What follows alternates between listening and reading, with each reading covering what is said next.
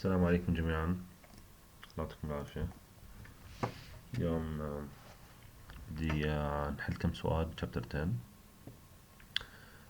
First problem 1025 determine the moment of inertia of the composite area about the x-axis. أعطيك this composite area عندك اللي هو rectangle triangle في عنا hole in the middle على شكل circle. بدنا نحسب moment of inertia about the x-axis. إذا تتذكر هون راح نستخدم ال parallax theorem اللي هو moment of inertia about الأكسس اللي هو passing through center plus ال A في D squared for each area. فحنقسمهم ل triangle والrectangle والcircle اللي هي الهول هاي بس. so هاي الاريا الأولى triangle. تذكر انه للتريانجل السنتر تبعه بعيد عن البيس اللي هو ثلث الهايت. بالنسبة للريكتانجل in the middle so إذا هاي 200 ملم راح يكون 100 ملم. والسيركل طبعا راح يكون بالسنتر اللي هي بعيدة 100 ملم عن اكس اكسس. طبعا تتذكر انه راح يكون في عندك هون minus sign للاريا او للمومنت في الاريا for the whole. so again هنطبق البارallel theorem lie about x prime اللي هو passing through centroid plus a في d dy اللي هو البعد بالواي عن الاكس axis squared for each of the areas. The first one the triangle I x prime اللي هي 1 over 36 times البيس times الهايت cube. طبعا هذا الحكي موجود عندنا بآخر الكتاب في عنا table y about x 1 over 36 times b times h cubed. so this is for triangle plus الاريا اللي هي 1 half في البيس في ال h 1 times 300 times 200 times d squared اللي هي 200 over 3 تربيع. هاي for the first one for the first area plus for the rectangle اللي هي 1 over 12 this one 1 over 12 في ال b في البيس في ال h cubed عشان تحسب المومنت this axis اللي هو passing through centroid. so 1 over 12 ph cubed البيس تبعتي 300 ملم times h اللي هي 200 ملم squared plus الاريا اللي هي 300 في 200 في الدي سكويرد بعد الاكسس تبع السنتر عن الاكسس اللي تحسب عنه المومنت في الانرشيا اللي هو الاكس اكسس اللي هو 100 ملم تربيع بلس طبعا هون حيحط اللي هو الماينس ساين للسيركل اللي هي المومنت في الانرشيا للسيركل او السنترويد تبعها اللي هي باي على 4 times radius to the power 4. برضه هذا الحكي موجود عندنا table 1 over 4 times pi times r to the power 4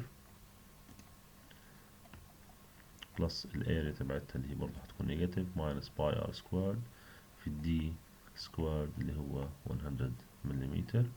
حسب نقدر قيمة ال I about ال x axis. طبعا اليونت بالمليمتر to the power 4 إذا بدنا إياها بالمتر to the power 4 نحول كل إشي لمتر أو بالنهاية بتحول لمتر whatever you works fine with you.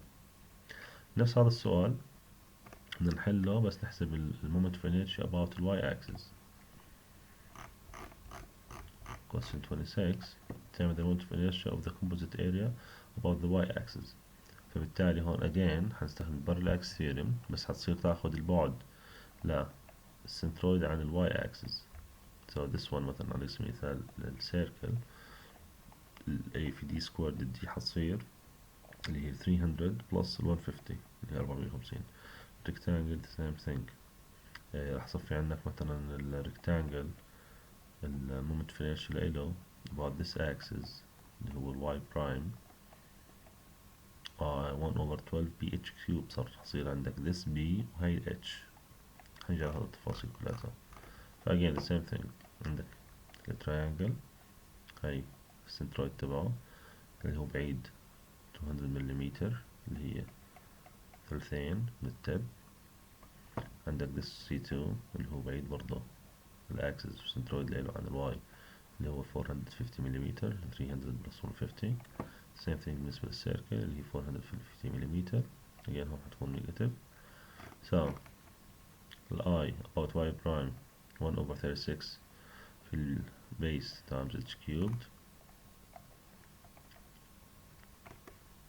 صفت عندك هاي البيس تبعتك هاي ال h cubed هذا الحكي ب h cubed. صف عندك هذا ال h هذا ال elevation تبعك الهايت اللي هو 300. so 1 over 200 البيس 1 over 36 times 200 times h cubed بلس الاريا في d squared. الاريا طبعا نص القاعدة بالارتفاع 1 half times 200 times 300 times d squared. طبعا الاريا في d squared اللي هو 200 مليمتر سكوير بلس بالنسبة ل rectangle 1 over 12 زي ما حكينا البيس. صفت هاي البيس times h cubed لأن كنت بلشت أتعامل مع another axis اللي هو الواي.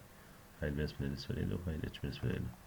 so 1 over 12 ب 300 سكوير cubed وكانت 100 1 over 12 في البيس اللي 300 في 200 cubed. هناك انعكسوا البيس والاتش بلس الاريا 200 times 300 في d squared again اللي هو بعد الواي axis عن الواي برايم اللي هو passing through centroid اللي هو 450 مليمتر minus same thing بالنسبة للسيركل pi over 4 times r to the power 4 minus الاريا by r squared في d squared اللي هو 450. طلع معنا ال I about y 10 to 0.3 10 to the power 9 برضه مليمتر to the power 4 طبعا زي ما اتفقنا. Third question, we need to determine the radius of gyration for the column's cross-sectional area. radius of gyration نتذكر سوري حكينا عنه اللي هو عبارة عن إذا كان عندك ال I about x خاصة في ال irregular materials كنا نستخدمه عبارة عن ال radius of gyration square times ال area. فعشان تحسب ال radius of gyration بدك تحسب قديش قيمة ال I about x تقسمها على ال area under the square root تحسب قديش قيمة ال radius of gyration. فجينا نحسب قديش قيمة ال moment of inertia for the whole cross sectional area about ال x axis. طبعا فوق عنا هذا أول area اللي هو هذا rectangle في عندي this one و this one هذول اثنين symmetric. لو ضربت باثنين أول جزء اللي هو passing through ال x يعني المومنت في الإنرشيا تبعتي اللي هي 1 over 12 times البيس اللي هي عبارة عن 280 so 480 times h cubed اللي هي 40 و40 80 cube plus for this one حيكون ال I about ال x axis plus ال a في d squared. فال I about ال x axis 1 over 12 في البيس 80 في ال h cubed اللي هو 200 في زائد ال area اللي هي 80 في 200 في ال d squared اللي هو بعد السنترويد تبعه اللي هو بعد 100 من هون plus اللي هي 40 so 140 squared. طبعا this one the same as this one عشان هيك ضربنا باثنين. طبعا ال I about x 175 10 to the power 9 والاريا عنا التوتال اللي هو 80 times 480 plus 2 times 80 في 200 واحد من هون عند واحد من هون عشان هيك ضرب اثنين. اجمعهم كلياتهم بطلع معك الاريا التوتال. اقسم this one over this one under the square root بطلع معك قديش قيمة ال radius of gyration. دايم كل اليونتس مليمتر so this is مليمتر. هدول ال 3 problems حبيت نحلهم مع سوا.